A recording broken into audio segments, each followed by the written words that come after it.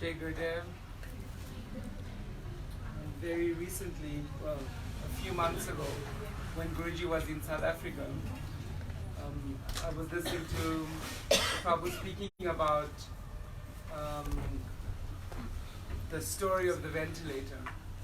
So a ventilator is a last resort for somebody who cannot breathe by themselves.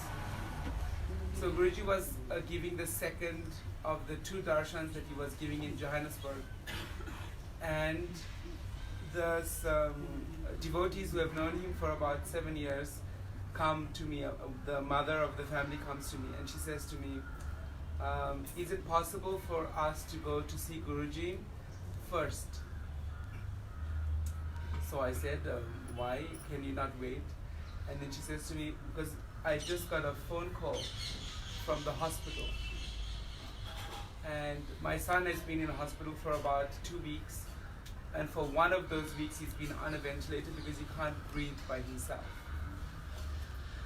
And what they've told me is that in the next 20 minutes, they'll have to remove him from the ventilator. And if he doesn't breathe by himself, then they cannot do anything. He's going to die. So she's in the darshan hall, and of course it's her son, and she's panicking. It's the eldest child of the family. So she comes to me and she asks, is it possible for me to ask Guruji for her? And I say, why should I ask? He's there and you are here. You are the mother. You can ask yourself. So she says, please at least come with us till there. So I walk with them and we get to where Guruji is to give darshan. And I'm approaching him and he turns to me and he says, please tell nobody to speak to me. And then he sees the panic in the eyes of the mother and he says, but they can write a letter. So quickly the daughter writes a letter and they go to receive darshan first. And he reaches for the letter, so he's looking at them and she gives him the letter and it's folded in half. So without looking at the letter, he says to her, why are you worried? I am with him even now. So of course she's a mother, so the main thing for her would be the safety of her child. Even though he's 40 years old, she still panics. And now she has a decision to make, whether she stays in the darshan hall or she rushes to the hospital. So I said to her, just sit down and concentrate on him. So she sits down behind me and she goes through this process in her mind. What would be more beneficial for her and me? Would it be for her to remain there or to go? So the conclusion that comes into her mind is, if she goes to the hospital, there is nothing she can do. But if she remains and focuses on her guru, then anything is possible. So before the 20 minutes expires for him to die, a phone call again comes. He started breathing by himself. And he gained consciousness and he himself removed the ventilator. So this is of course exciting news. And it would be every reason for her to rush to the hospital. But she didn't. She remained there the entire night until the end of darshan. And the next day when she went to the hospital to see him, he was awake. He had been unconscious for 4 days. He was awake. He was sitting up in the bed. And 2 days later, he was discharged. This is one story in that family. The next one happens the very next day. So the daughter now experiences her story.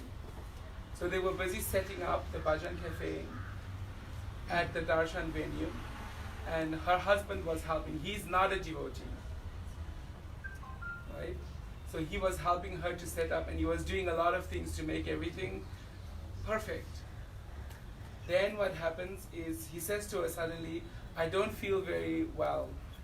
I need to go out for some air. So he goes out and he tries to breathe. And he catch his breath. So he does. Then he comes back in and he continues working. And so he says to her after about 2 hours, I can't anymore. I need to go home. And she says, anyway, I will take you home because I need to bake more cakes for the Bhajan Cafe. So they all go home. And he sits in the kitchen with her while she prepares the cakes. Then, after about 40 minutes, he says to her, I can't. The smell of the baking is too much. I want to go to the room. So he goes to the bedroom. And she's busy in the kitchen still. So 2 hours pass like this. Then the eldest son comes from work. And he asks, where is his dad? So she says, oh, he's up in his bedroom. So he goes up into the bedroom and he sees his father in severe distress. So he comes down and he says to Narisha, I think he's having a heart attack. So she rushes up and he's clutching and breathing in a very irregular way.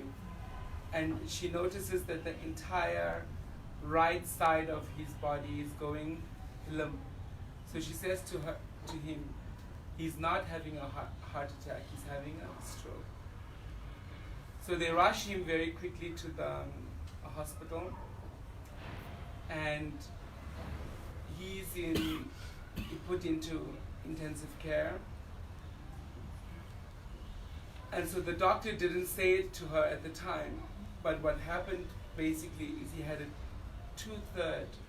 two-thirds of his brain stroked.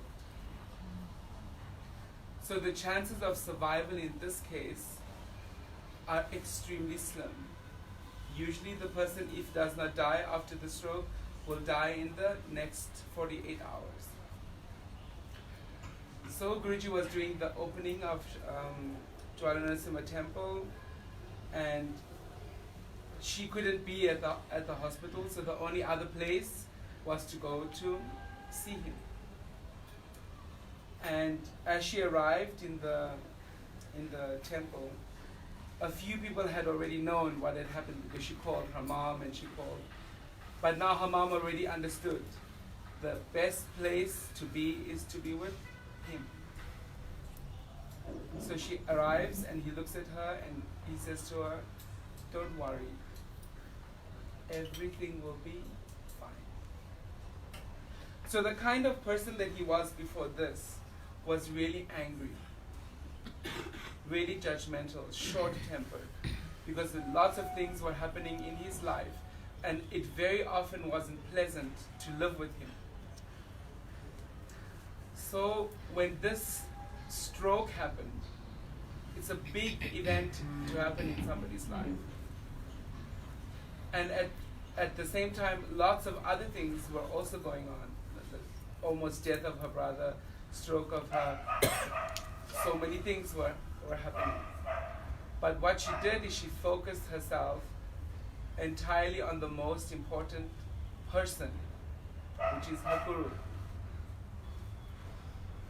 And so he assured her, he said to her like this, he said, it happened like this while I am here, so that all the help can be there for you. So he timed it because he was only supposed to come to South Africa in October of last year. So he called me in August and said, no, I'm not coming in October, I'm coming in January. So it's like, buddy. But look at the timing, and that's another thing that I've noticed, is that everything is perfectly timed. There isn't one thing that happens that isn't supposed to happen. So anyway, then she comes to see him and he materializes a ring and he says, put it on his finger.